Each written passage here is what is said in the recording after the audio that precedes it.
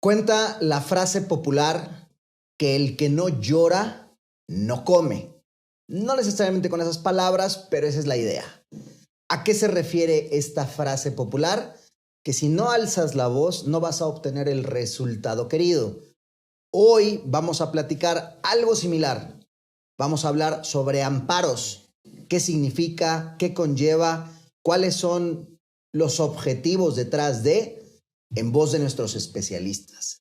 Esto es sin duda, #asesórate. ¿Qué tal? ¿Cómo les va? ¿Cómo andan? Bienvenidos y bienvenidas a Sin Duda #asesórate. Yo soy Luis Octavio y les agradezco como cada martes que estén acompañándonos en este espacio para platicar sobre temas de negocio, temas empresariales, temas de actualidad, temas relevantes que seguramente a ti querido y a ti querida te van a hacer mucho sentido. Me acompañan el día de hoy haciendo su aparición este año como asesor de negocio, porque ya lo ha hecho en programas pasados. Mi querido Adalberto Ramos, ¿cómo estás? Muy bien, Octavio. Gracias nuevamente por la invitación. Ya se está haciendo más recurrente esto y yo encantado. Qué gusto tenerte. Apenas platicamos hace una semana sobre la resolución de la miscelánea fiscal. De hecho, tuviste ya un webinar en el cual les fue muy bien, nos pusiste al día, nos diste información relevante, pero hoy vienes con otra casaca enfundada, con un gafete de capitán para platicar un tema muy importante relacionado con los amparos. Exacto, ¿no? Vamos a platicar aquí con Paolo, vamos a compartir el escenario y pues platicarles, ¿no? De este derecho del contribuyente, que es muy importante, ¿no? Que lo tengan presente. Así es, y bueno, ya lo escucharon, mencionó a nuestro otro invitado, un especialista, también asesor de negocio, mi querido Paolo Espinosa. ¿Cómo estás? Bienvenido a Sin Duda. Muy bien, afortunadamente, muy contento de estar de nuevo con ustedes. Como siempre, tratando de traerles temas de actualidad, temas novedosos para que ustedes puedan tomar la decisión que más les convenga a ustedes y a sus empresas bajo este entorno 2023 muy sui generis, porque como todos sabemos no hubo reforma fiscal, pero sí va a haber una gran auditoría. De acuerdo. Pues ya como nos está poniendo en el panorama Paolo, vamos a platicar desde el origen este concepto sobre qué es un amparo y de ahí vamos a ir desglosando la materia con casos muy puntuales que se vuelven relevantes en este 2023, como bien acaba de apuntar Paolo, mi querido Adal. Sí, Octavio, y de hecho pienso que podríamos empezar con un tema que hay confusión muchas veces en la terminología de los medios legales de defensa. O sea, hay varios medios que dependiendo del acto, Paolo, procede un recurso legal, una demanda, un amparo. Entonces, creo que por ahí podremos empezar. Si nos platicas un poco, pues, ¿qué es un recurso? Me encanta el concepto recurso legal. Sí. ¿Qué es un recurso legal? Pues mira, yo creo que antes de contestar esa pregunta es muy recurrente que a veces nos dicen a los abogados, es que hablas muy propio.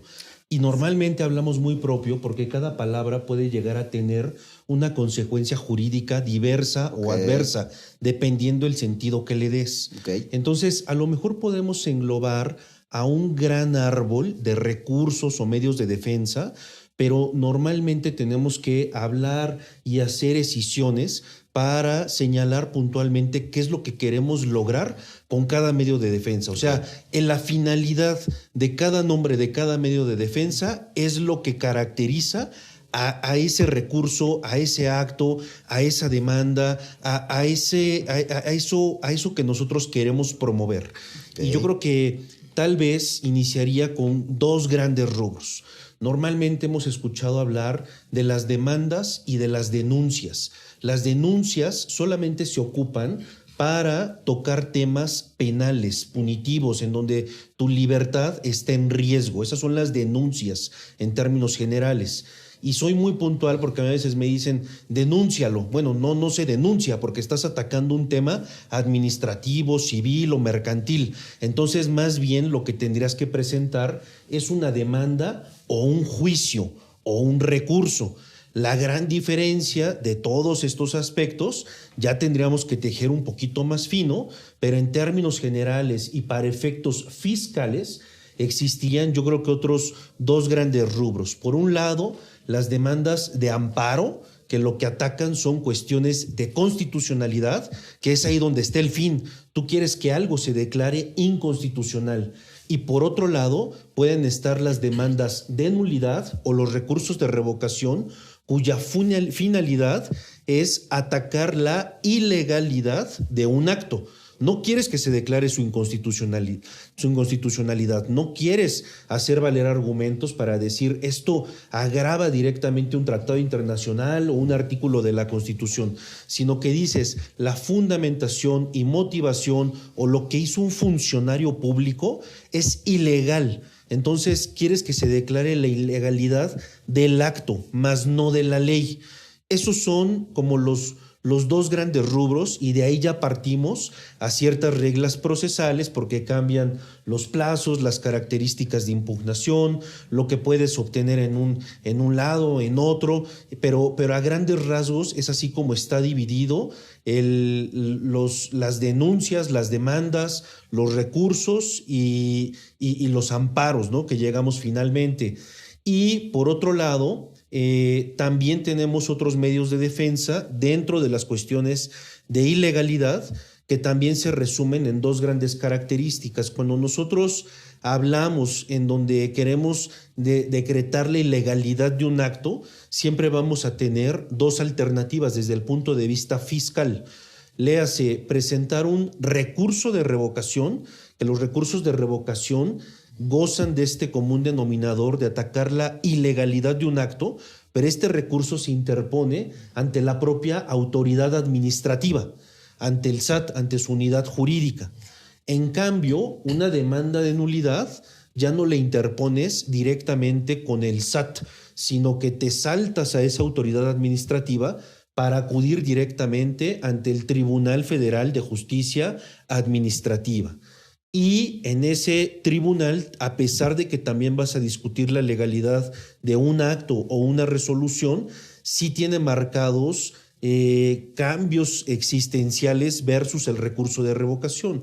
Porque de un lado, en el recurso de revocación, quien resuelve es la administración jurídica, y normalmente quien tiene que firmar es un administrador jurídico para saber si lo que hizo su colega de la propia administración, que normalmente es la administración de auditoría, dictó un acto legal o no.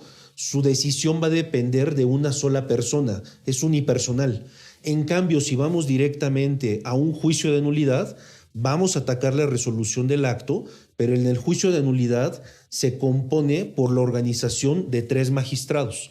Entonces, cuando estás en un juicio de nulidad, puedes ganar o perder el asunto por mayoría de votos o por unanimidad de votos. Pero bueno, eso es lo que yo resumiría que marca la tendencia entre uno y otro medio de defensa, la finalidad que quieres conseguir a través de ese medio de defensa en general. Eso es lo que marca la diferencia. Y sí, mira, complementando la idea, ¿no?, de Paolo, pienso que sí hay que distinguir el tipo de acto que vas a combatir, porque dependiendo del acto es que vamos a recurrir a uno u otro medio legal de defensa. Y ya lo apuntaba Paolo, en términos generales, en la parte fiscal, digamos, lo más común que tenemos puede ser una auditoría. Con motivo de una auditoría se determinan omisiones de impuestos y hay un crédito fiscal. Ese crédito fiscal se puede impugnar vía recurso de revocación ante la jurídica, como ya apuntaba Paolo, o mediante un juicio de nulidad ante el Tribunal Federal de Justicia Federal Administrativa. Ese acto como tal se impugna por esas dos vías. Puede haber también negativas de devolución de saldos a favor, que se puede recurrir también pues, vía recurso o vía juicio de nulidad. Pero ya el otro rubro de medio legal de defensa pues es el amparo. Y el amparo en materia fiscal, donde lo vemos más frecuente es, pues como sabemos, cada año pues hay una reforma fiscal, muchas normas, muchas leyes consideramos que son inconstitucionales, ya sea porque establezcan nuevos impuestos, rechacen deducciones o establezcan medidas de fiscalización que violan derechos humanos de los contribuyentes. Okay. Entonces, esas normas fiscales se pueden impugnar mediante un amparo. Y por eso, pues es lo que vemos todos los años. De hecho, pues hasta hay una frase, ¿no?, muy común que pues el amparo es uno de los deportes más recurridos aquí en nuestro México, ¿no? Prácticamente cada año con reforma fiscal hay amparos. Eso es lo que hemos visto en nuestra experiencia. Ahora, lo que entiendo es que cada año con las reformas fiscales suelen haber lagunas o suelen haber tropiezos. de tal suerte que la autoridad muchas veces, en el afán de querer hacer o de tratar de evitar posibles contingencias o situaciones indebidas por parte de un contribuyente, establece un criterio para combatirla sin darse cuenta que al establecer ese criterio está a su vez tapando o alterando la armonía constitucional o la armonía de otro deber ser que también se vuelve derecho de los contribuyentes, ¿cierto? Es correcto. De hecho, pues tenemos este medio legal, el amparo, y pues es un derecho del contribuyente, ¿no? Justo como tú lo apuntas, contra actos arbitrarios, actos ilegales, pues es un derecho válido que todos los contribuyentes podemos recurrir para hacer valer nuestros derechos ante los tribunales. Dame una pausa, mi querido Adal. Vamos a tomar un fresquito. Se va llegando el momento de hacer esta pausa del primer bloque, queridas y queridos. No se nos muevan, estamos en Sin Duda, #asesórate, platicando sobre amparos y otros demonios. Ya regresamos. Asesórate. Asesórate. Asesórate. Asesórate. Asesórate. Asesórate. Asesórate. Asesórate. Asesórate. Asesórate. No nos cansaremos de decírtelo. Asesórate. Garrido Licona. Asesoría fiscal, legal, financiera y de negocios. Visítanos en garridolicona.com. Estamos de vuelta en Sin Duda, #asesórate. En el bloque anterior, nuestro invitado y especialista en controversia y litigio fiscal, Paolo Espinosa, aquí a mi izquierda, nos estuvo platicando sobre estos recursos legales que nosotros como contribuyentes podemos ejercer cuando tenemos una contingencia. Y en este sentido nos decía, están lo que son las famosas demandas, pero también está otro recurso que son los amparos. Y nos estaba poniendo en el radar cuándo aplica cada uno, lo mismo que nuestro especialista Adalberto. Y antes de irnos a la pausa, nos platicaba Adalberto que bueno, el día a día en materia fiscal permanentemente estamos tributando. Esto conlleva a temas de pagos de impuestos y temas de créditos y temas de devoluciones también de los mismos cuando aplique. Y muchas veces nuestro criterio no es el mismo que el de las autoridades y entonces es donde se abre la puerta para que existan unas u otras opciones, las que nuestros especialistas nos recomienden. Y en este momento vamos a empezar a bajar más la pelota hacia este tema que traemos el día de hoy relacionado con amparos.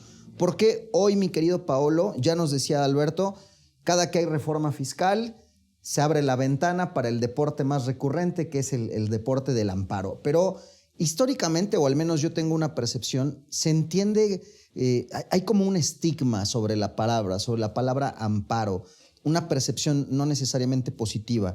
Cuéntanos por qué está esa percepción y por qué hoy se vuelve importante la palabra. Mira, yo creo que desde hace mucho tiempo se han impugnado todas las leyes fiscales año tras año, pero cada vez la Corte empezó a cerrar más la puerta, sobre todo aquellos medios de defensa, en donde querías cierta ventaja tributaria, y creo que así lo leían, en donde no tenías que pagar impuestos, te devolvían impuestos que pagaras, se declaraba la inconstitucionalidad completa de leyes. Y entonces ese tipo de amparos fueron los que la Corte ya decidió no estar otorgando recurrentemente. Y de lo último que yo tengo memoria en donde la Corte dio amparos son aquellos en donde el contribuyente está pidiendo no está pidiendo más bien un beneficio, sino que netamente está pidiendo una justicia tributaria. Okay. Por ejemplo, el último que yo recuerdo fue el de contabilidad electrónica, en donde no había un beneficio económico de por medio y la Corte decidió declarar su inconstitucionalidad sobre pretexto de que algunos anexos estaban en idioma inglés. Entonces, simplemente la Corte le pidió al SAT que tradujera esos formatos al idioma español para que fueran constitucionales. Y de fondo no había como tal un beneficio, simplemente había una falta de entendimiento que podía ocasionar una inseguridad jurídica para todos los contribuyentes, porque debemos de partir de la premisa que nosotros somos especialistas fiscales, pero las personas que tienen sus empresas no saben ni tienen por qué conocer a detalle todos los elementos técnicos que pueden llegar a vulnerar su seguridad jurídica al momento de cumplir. Entonces, sí debemos de crear esta reconcientización del amparo y no verlo como un aspecto negativo, sino, como bien comentaba Adal, un instrumento para hacer valer tus derechos y reclamar causas justas, no ventajosas. De acuerdo. Ahí coincidirás, mi querido Alberto, se tiene la percepción de que en cuanto tú te amparas, ya vas cargando una cruz, vas cargando un estigma del quejoso, es que este contribuyente seguramente algo debe, porque si nada debiera, nada temería. Entonces, muchas veces el contribuyente no se atreve a dar ese paso. Sí, y también que me van a auditar, ¿no? Si me voy al amparo, seguramente me van a auditar y demás, ¿no? Sí, como tú señalas, ¿no? Hay esa percepción generalizada por parte de algunas empresas.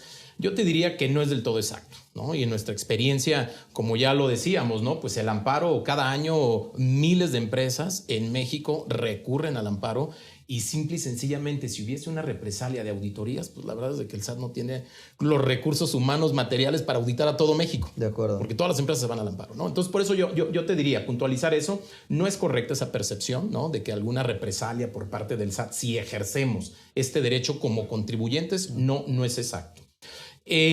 Yo ahí, y sobre lo que comentaba Paolo de los amparos que hemos visto, efectivamente yo lo distingo en dos tipos de amparos, ¿no? Aquellos amparos donde pues impugnamos alguna limitante de alguna deducción, por ejemplo, ¿no? Que efectivamente lo que se busca es pues no pagar el impuesto, ¿no? Por esa limitante de nuestras deducciones, pero también hay otros amparos que van enfocados a limitar ese margen de maniobra del SAT para fiscalizarnos. Porque sí hemos visto reformas recientemente muy agresivas que claramente violan derechos humanos de los contribuyentes. Y para prueba te voy a dar un ejemplo, ¿no? Inmediato que hubo amparos masivos por esa parte, la suspensión y cancelación de sellos. Cuando había, como está la ley hoy en día, si hay diferencias entre lo que declaramos, facturamos, nuestra información con la base de datos del SAT, pues eso ya es un supuesto de suspensión de sellos. Entonces, como sabemos, siempre habrá diferencias naturales. Aplicando la ley fiscal, siempre va a haber diferencias naturales. Entonces, muchos contribuyentes recurrieron al amparo, ¿no? También por tener estos proveedores de las listas negras de los CEFOS, que ciertamente pues, es una medida muy atinada para fiscalizar a esas empresas que abusan, pero ciertamente también hay otras empresas que pues, por X o por Y aparecen en esos listados y es válido que un contribuyente que aplique una deducción puede ejercer ese derecho, ¿no? Del amparo. Entonces, hay muchas situaciones. Por eso yo empezaba esta plática con dos tipos de amparos, ¿no? Los que para no pagar un impuesto, que en la experiencia hemos visto que no han sido muy afortunados, se han perdido la mayoría de los amparos, pero esta otra parte de amparos donde buscamos limitar esa fiscalización por parte del SAT, pues eso creo que sí es válido hacerlo valer y el contribuyente está en su derecho, ¿no? De acuerdo. Y sobre esas bases, mi querido Paulo, nos venías también el día de hoy a platicar sobre temas puntuales en materia fiscal, pero bueno, no solamente fiscal, sino en materia legal, hablando ya de temas de amparo, que tienes en el radar y que debemos de tener presentes ahora para este arranque de 2023. Por ejemplo, ocurrió una reforma muy peculiar en 2022, en donde resulta que ahora todos los contribuyentes solamente van a poder cancelar sus FDIs en el ejercicio corriente. Es decir, los de 2022 en 2022, 2023 en 23. Y surgen reglas particulares. En concreto, hoy el panorama que tenemos ya aterrizados en 2023, resulta que los contribuyentes que tengan CFDIs de 2021 y hacia atrás ya no los pueden cancelar, aunque hayan sido emitidos por algún error. Y estos errores son bastante comunes, sobre todo en CFDIs que yo emití de manera duplicada, porque mi cliente me pidió refacturar. Ya en 2023 no puedo cancelarlos. Y los CFDIs de 2022 solamente voy a tener enero, febrero y marzo para cancelarlos. Y esta reforma entra en vigor desde 2022. Ya no puedo disminuir el valor de estos FDIs con notas de crédito y llama la atención si esta situación pudiera llegar o no vulnerar garantías individuales de los gobernados.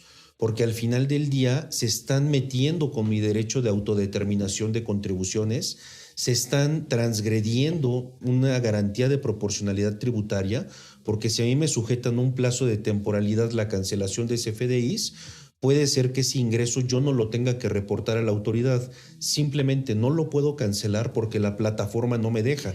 Pero ese es un dinero que nadie me lo va a pagar.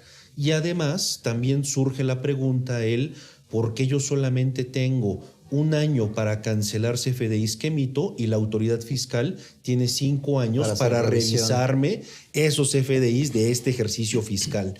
Entonces, son este tipo de amparos en donde tú vas a atacar la inconstitucionalidad de un límite de temporalidad, pero técnicamente no estás pidiendo ningún beneficio. Claro. Simplemente estás pidiendo que te dejen tributar lo justo, lo que sí obtienes, lo que alguien te va a pagar, no lo que se te pasó cancelar. Eso debería de traer aparejada a lo mejor una multa, a lo mejor algún otro tipo de sanción, pero no la imposibilidad claro. de quedarte con esos FDIs de manera perpetua, porque te pueden traer aparejadas muchas repercusiones, tanto acumulación de ingresos, cancelación de sellos, que tú seas una empresa que factura operaciones simuladas, que te determinen PTU, duplicidad de ingresos. Vaya, sí se desencadena una serie de eventos que pueden representar grandes contingencias, y todo por un tema de temporalidad en ley. Si les parece bien, hagamos una pausa más. Sé que nos vas a complementar esta información, mi querido Adal. Vamos a igual hacer una breve pausa, queridas y queridos, para seguir hablando sobre estos temas relacionados con amparos. Estamos hablando sobre relacionados con CFDI, pero seguiremos con esto regresando de esta breve pausa. Esto es sin duda #asesórate. El outsourcing no es indebido y no ha desaparecido. Hoy se le conoce como servicios especializados. Lo que es indebido es que tú o tus proveedores no estén correctamente registrados ante la autoridad y no cumplan con los requisitos establecidos. Esto puede traerte consecuencias fiscales, legales e incluso penales. Evita riesgos innecesarios. Contáctanos. GL Working. Working for you. www.glworking.com. Ya estamos de vuelta en Sin Duda #asesórate. En el bloque anterior, nuestro especialista Paulo Espinosa nos estaba platicando relacionado con la materia de amparos sobre uno que va muy de la mano con CFDIs. Y yo abruptamente le quité la palabra a mi querido Adalberto porque saben que soy pésima persona. No, porque ya teníamos que ir a una pausa. Pero te regreso la pelota, mi querido Adal, por favor. Gracias, cuéntanos. Octavio. Sí, mira, solamente complementando una idea, ¿no? Como puntualizaba Paolo, este amparo, pues, no es para dejar de pagar impuestos. También esa es una percepción que tiene el empresario errónea muchas veces, que pues sí, vamos a presentar un amparo para no pagar impuestos, por eso los amparos se están resolviendo desfavorablemente. Para brincarme la ley. Para brincarme la ley, pero no precisamente, o sea, sí hay que tener presente el amparo, como decíamos, es un derecho del contribuyente ante un acto de autoridad que pueden plantear para hacer valer cuestiones de inconstitucionalidad. Y sobre todo, en este caso, pues ante reformas fiscales que estamos viendo que le está dando más dientes al SAT, son más agresivos en la fiscalización, y pienso que el amparo puede ser un freno, pero solo para evitar esas arbitrariedades, no es para dejar de pagar impuestos, ¿no? Que esto es muy presente, pues hay que tenerlo, ¿no? en el radar siempre. Sí, el mensaje es claro, o sea, y es quitarle el estigma a la palabra o al ejercicio per se, cuando hay un fundamento y cuando la razón detrás es, como nos decías, Paolo, es evitar pues, posibles consecuencias o contingencias mayores derivadas de una falta de atención, si lo quieres ver así, o no sé, a lo mejor hubo rotación en tu empresa y la persona responsable de esta área lo perdió del radar y tú ya no lo tienes controlado. Esta analogía que nos hace Paolo sobre hoy, yo como empresario, como contribuyente, tengo solamente un año para poder ejercer mis facultades sobre una posible cancelación y tú tienes 5 para poderme revisar. Sí. O sea, esa disparidad, por decirlo de esta manera, me parece alarmante y es donde entonces creo que lo que venimos a platicar hoy cobra mucho mayor sentido. ¿Qué más nos puedes decir respecto de este amparo en lo particular, mi querido Paolo? Pues mira, hay una vía de salida que no debería de ser la más sana, porque en este amparo algo que también es importante mencionar es que, suponiendo sin conceder que la autoridad fiscal te deje cancelar un CFDI de manera extemporánea, entre comillas, déjame denominarlo así, te arriesgas a que te multen con una sanción del 5 al 10% del monto de cada comprobante fiscal. Entonces, este tipo de multas también deben de ser declaradas inconstitucionales. O sea, desde mi punto de vista, es inconstitucional el que te restrinjan a un límite de temporalidad para cancelar CFDIs, pero por otro lado, si te dejan cancelar, entonces te multan. Y esa multa pues también creo que está sujeta a análisis para saber si una misma conducta puede ser tipificada con mayores o menores sanciones. Si tú te equivocas y emites un CFDI de 100,000 pesos, pero a mí se me van los ceros, y emito un CFDI de 100 millones de pesos, a ti te van a castigar con 10,000 y a mí con 10 millones, cuando la conducta fue exactamente la misma. Entiendo. Emitir un CFDI de manera incorrecta y cancelarlo extemporáneo. Tú no tuviste más malicia que yo. Hicimos exactamente lo mismo, pero como la multa se basa en el valor del comprobante, las sanciones desde el punto de vista cuantitativo son diametralmente distintas. Eso puede ser declarado inconstitucional también. Ok. Aquí lo relevante, mi querido Alberto, también de como lo hemos platicado en este espacio, al final del día el empresario está enfocado en su negocio y siempre es bueno tener estas perspectivas periféricas sobre materia que no necesariamente, el empresario no es abogado, no está obligado en conocer el ABC de las leyes, pero por eso es importante tener a un aliado que te pueda llevar de la mano y que pueda analizar tu negocio en el afán de sumarle. ¿Qué más tenemos en materia, mi querido Adal? Sí, mira, otro tema bastante controversial que ha dado mucho de qué hablar en los últimos años, y esto a partir de una reforma en 2019, pues fue el tema de la compensación universal, y que hoy en día, pues bueno, está limitada. Recordemos que pues antes de 2019 pues empresas tenían saldos de un impuesto, digamos impuesto al valor agregado, se podía compensar, aplicar contra impuestos a cargo de impuestos sobre la renta, por ejemplo, y se permitía hacer este tipo de compensación. Yo tengo universal. un saldo a favor de IVA, pero debo X cantidad de ISR, pues agarro para matar el otro. Perfecto, hasta 2019 eso se podía hacer. Ahora ya está limitado. ¿Sí? Incluso hubo criterios por ahí a partir de varios amparos, muchos amparos que se promovieron en 2019, llegaron a la Suprema Corte y la Suprema Corte ciertamente resolvió no de forma favorable al contribuyente, señalando que la compensación universal es constitucional. Sin embargo, ha habido cambios a partir de ahí. Okay. Y para este año entra en vigor cambios en materia de compensación universal, y a partir de estos cambios nos da la posibilidad de recurrir a un amparo, pero bajo otros argumentos, bajo otra óptica, que ahí se puede promover también un amparo. Y lo platicábamos, Paulo, y en esta materia ya estás trabajando en la firma, la labor para ofrecer este amparo. Se han tenido varias reuniones y donde has platicado con detalle cuáles son esos beneficios, las ventajas y qué se busca con este amparo de la compensación universal. Este amparo ha tenido una gran aceptación porque regresamos al común denominador de no buscar un beneficio, simplemente buscar algo justo. Igualdad de circunstancias, porque el cambio medular para 2023, como bien comenta Adal, ahora resulta que si yo soy un contribuyente cumplido no auditado, tengo prohibida la compensación universal. De acuerdo. Pero si eres un contribuyente auditado, incumplido, quieres autocorregirte, pero no tienes dinero, entonces esa persona sí puede aplicar sus saldos a favor contra sus saldos a cargo.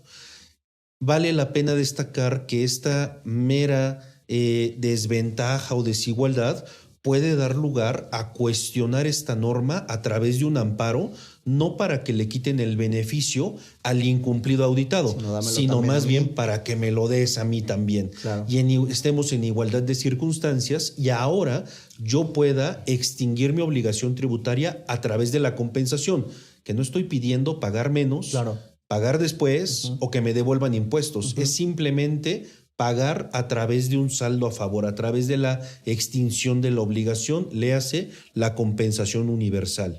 Y creo que esto debería de ser bien recibido por los jueces, porque al final del día hay elementos de defensa y también es tajante la desigualdad que ocurre frente a un contribuyente que no hizo bien las cosas y por mayoría de razón me deberías de dar ese mismo trato. Claro, da la sensación de ser hasta como, digo, con esta lectura no tan exacta, pero pareciera castigo. O sea, estás haciendo bien las cosas, muy bien, felicidades, no puedes compensar. No tienes los mismos beneficios que tu compañero de enfrente, el del pupitre de al lado, que aunque no trajo la tarea y aunque no hizo bien las cosas, a él sí le vamos a dar la posibilidad de que entonces ese incumplimiento lo sopese con una compensación universal. Tal cual, muy cuestionable.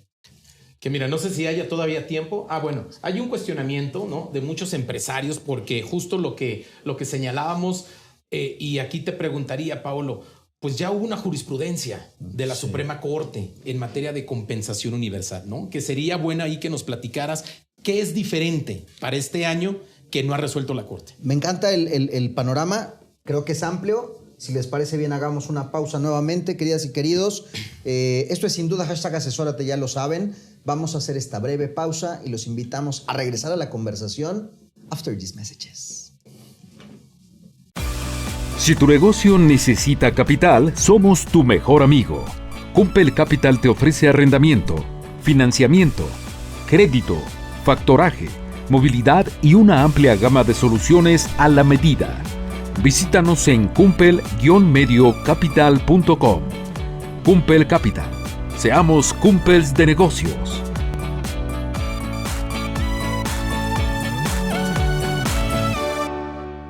Bienvenidos de vuelta, sin duda #asesórate. En el bloque anterior estábamos platicando sobre nuestro especialista, nuestro asesor de negocio, Adalberto Ramos Huerta. Respecto a este tema de la compensación universal, ponía en la mesa una jurisprudencia que ya de alguna manera es un precedente sobre la materia y Paolo nos iba a platicar más al respecto como para ya ir redondeando el tema relacionado al amparo en compensación universal. Mi querido Paolo. Gracias. Pues mira, ocurrió un antecedente con ese tema de compensación universal, ya que en 2019, cuando se prohíbe, pues todos los contribuyentes van al amparo y a decir, oye, ¿por qué me prohíbes la compensación universal? Es una manera natural de extinguir obligaciones. Y la Corte dicta jurisprudencias en sentido contrario a los intereses de los contribuyentes. Por un lado, lo que determinó fue que esta prohibición obedecía a tratar de disminuir la evasión y la elusión fiscal, porque había contribuyentes que creaban saldos a favor ficticios y con estos saldos a favor extinguían sus obligaciones tributarias. Pero también la Corte lo que mencionó es que estaba prohibida para todos, no había excepciones. Y estos dos puntos creo que sí marcan una diferencia con el panorama que estamos viviendo en 2023. De acuerdo. Porque, por un lado, prohibiste la compensación universal para evitar la elusión y la evasión fiscal, pero hoy el auditado incumplido sí puede aplicar esta compensación universal materialmente hablando. Antes estaba prohibida para todos y ahora solamente algunos pueden aplicarla, que curiosamente es aquel que no cumplió en tiempo y forma sus obligaciones tributarias. Y déjenme decirles otra cosa, ya hace algunos años también se prohibió la compensación universal para el responsable solidario. Y esos responsables solidarios fueron a un amparo.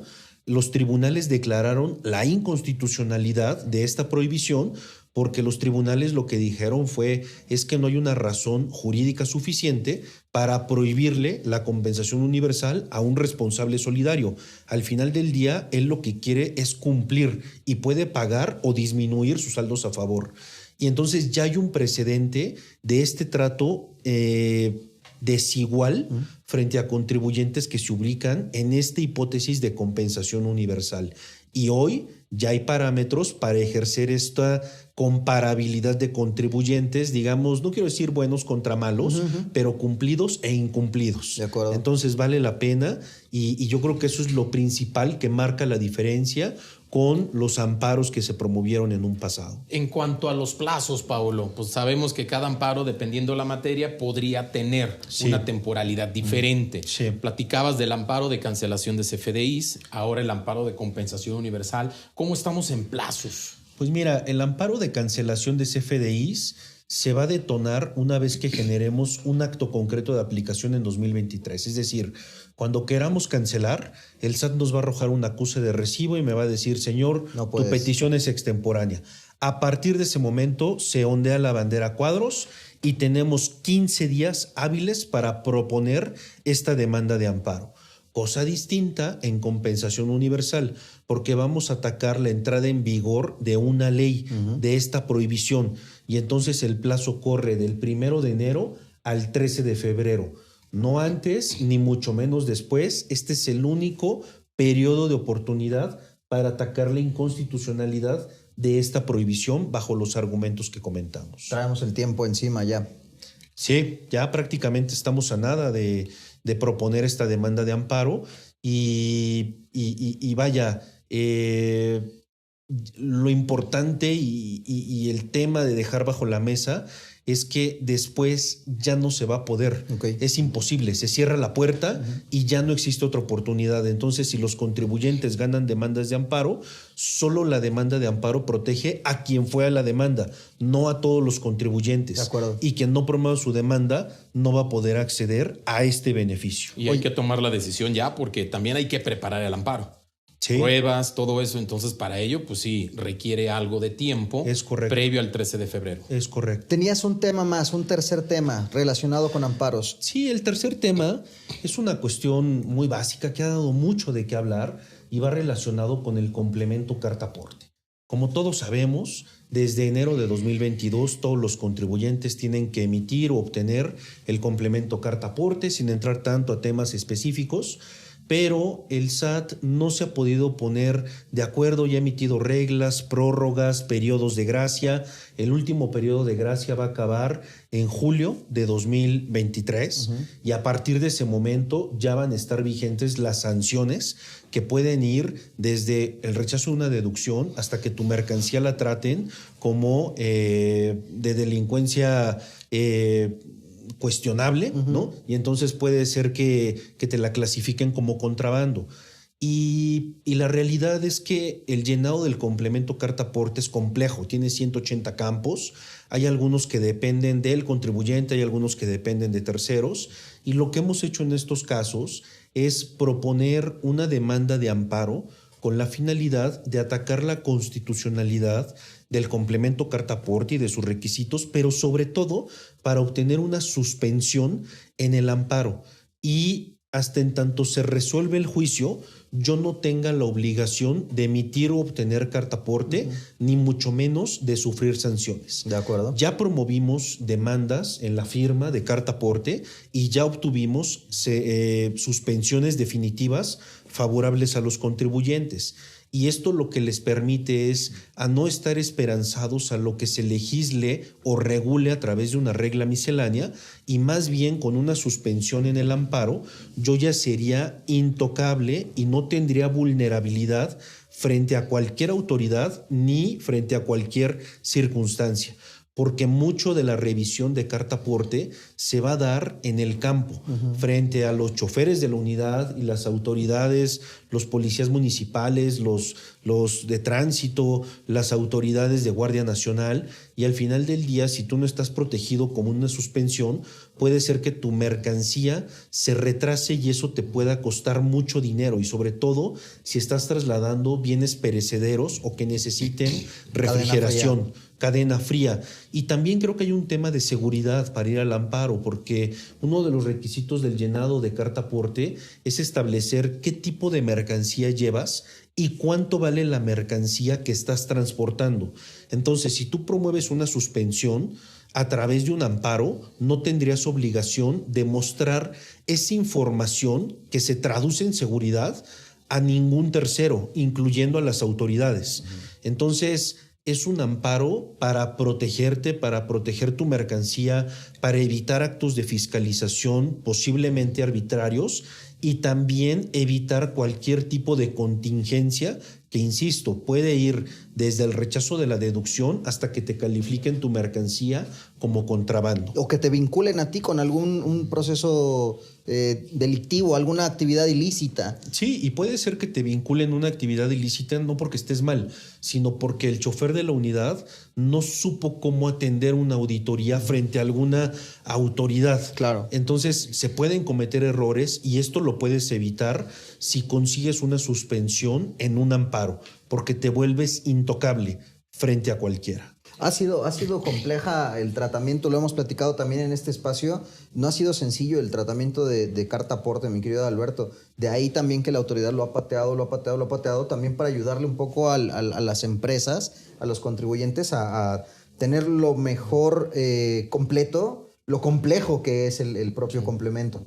Sí, sin duda, ¿no? Una carga administrativa bastante importante, aparte de todos esos elementos de seguridad jurídica, ¿no? Que hay muchas reglas no escritas que no queda claro cómo hacer ese llenado, y por ahí, nos comentabas, Paolo, que por ahí también van los argumentos de constitucionalidad.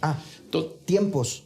También muy importante antes de que nos venga el tiempo encima. Sí. Carta aporte, tenemos un periodo que va del 1 de enero al 13 de febrero. Como el de compensación. Entonces habrá que tomar una decisión y habrá que proponer esa demanda de amparo. De manera general, ya nos vamos, tenemos un minuto, al menos para cerrar esto. De manera general, no sé quién de los dos.